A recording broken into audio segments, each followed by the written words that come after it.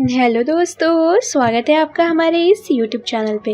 आज मैं आपको एक ऐसी लड़की की कहानी सुनाऊंगी जिसने एक 55 साल के बूढ़े आदमी से शादी कर ली।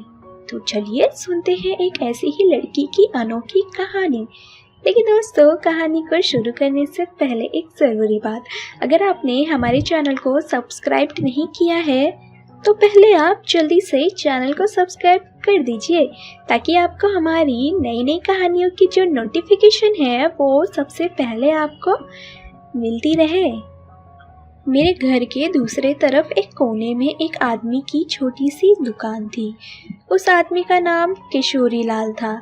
सब उसे किशोरी चाचा बोलते थे। दुकान के सामने ही किशोरी चाचा के 2 मकान थे। एक मकान में किशोर चाचा खुद और उनका बेटा राजू और उसकी बीबी कजरी रहती थी। राजू की शादी नहीं हुई थी, जबकि दूसरा साथ वाला मकान किशोरी चाचा ने किराए पे दिया हुआ था। उस दूसरे घर में एक जवान लड़की नंदिनी और उसके माँ बाप रहते थे। किशोरी चाचा का बेटा राजू भी तकरीबन 25 साल का हो चुका था। जब कभी भी किशोरी चाचा दुकान पर होते तो कभी उनका बेटा राजू दुकान पर होता। एक दिन राजू अपने बाबा से कहने लगा, बाबा, एक आदमी है, उसका उधार बहुत ज़्यादा हो गया है, तकरीबन 50,000 रुपये तक हो चुके हैं। उसने अभी तक अपना उधार नहीं दिया और दूसरी तरफ हमारी जो किराएदार नंदिनी है उसका भी उधार दिन ब दिन बढ़ता जा रहा है, आप उसे उधार ना दिया करें। तो किशोरी चाचा बोले, बेटा, उसका बाप बीमार है, वो पैसे दे देगी, तुम चिंता मत करो।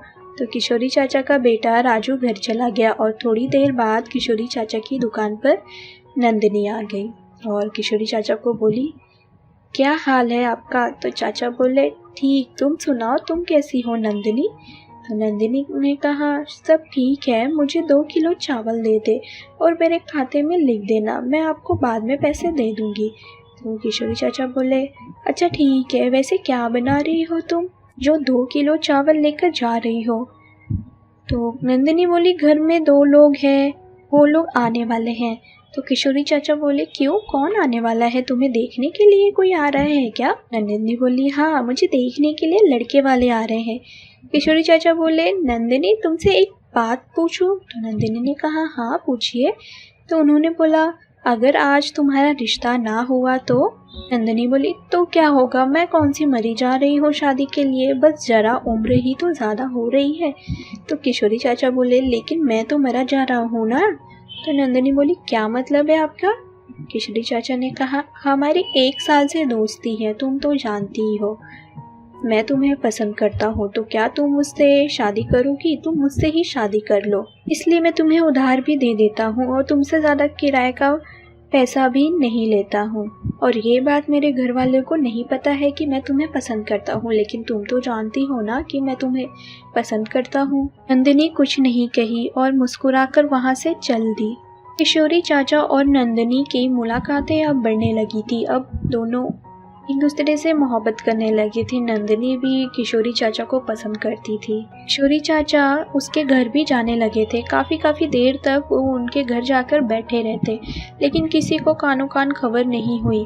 फिर किशोरी चाचा ने एक दिन नंदिनी से खामोशी से शादी कर ली, क्योंकि नंदिनी भी इस बात से राजी थी। नंदिनी की उम्र भी तकरीबन 26 साल के आसपास हो चुकी थी और उसके लिए कई रिश्ते आए, मगर गरीबी के कारण उसे किसी ने पसंद ना किया, क्योंकि लोगों की दहेज मांगने की डिमांड थी। ये लोग गरीब थे तो दहेज ना दे पाए, इसीलिए नंदिनी की शादी हुई नहीं और नंदिनी और किशोरी चाचा के बीच रिश्ता पनपने लगा।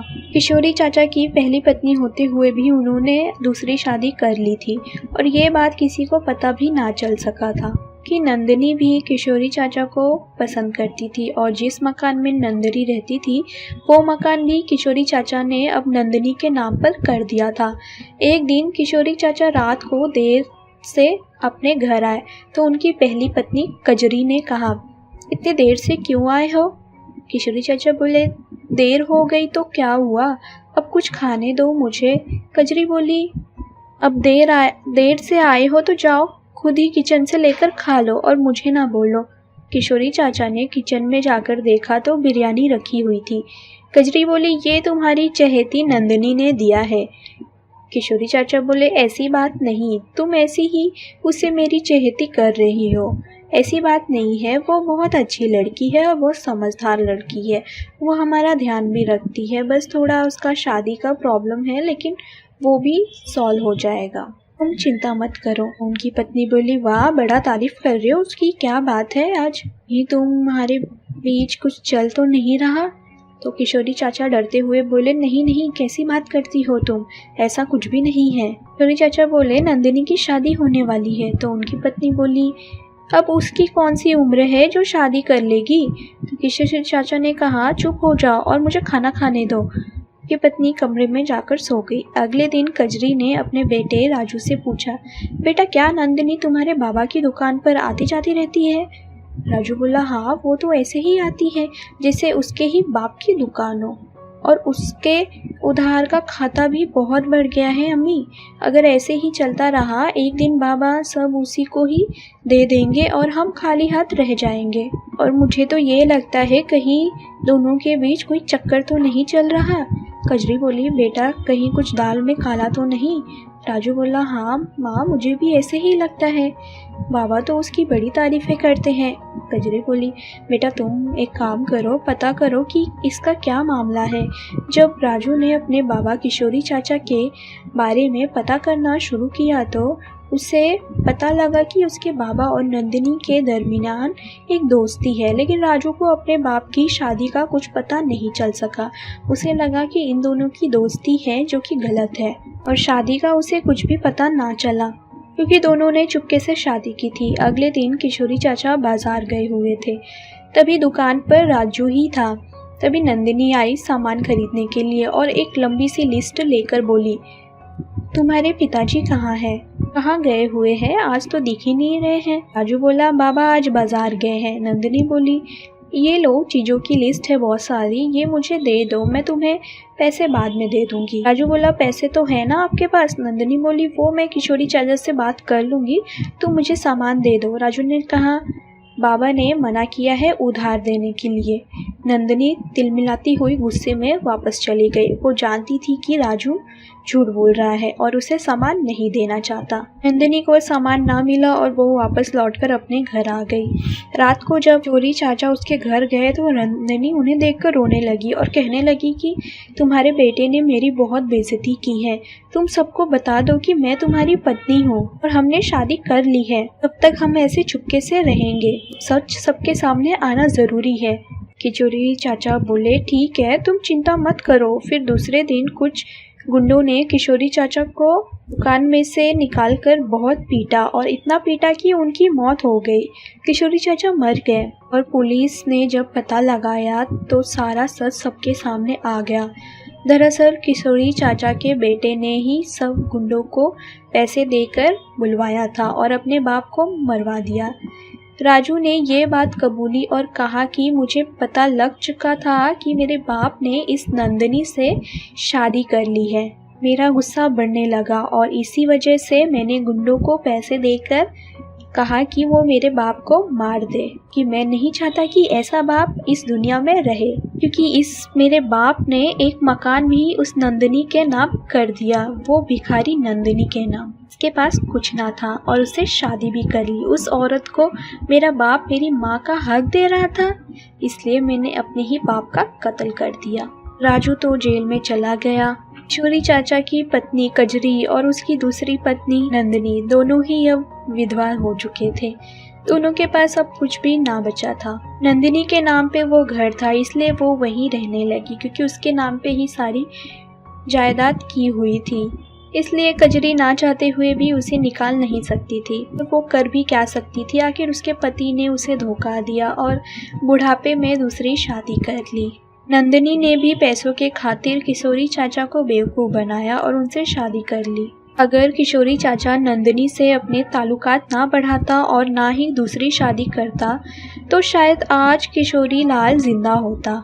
लेकिन चाचा ने शादी छुपकर की थी, जिससे राजू का गुस्सा अपने बाबा के लिए बहुत बढ़ गया था और नंदिनी ने भी बस पैसों की लालच में ही उनसे शादी की हुई थी।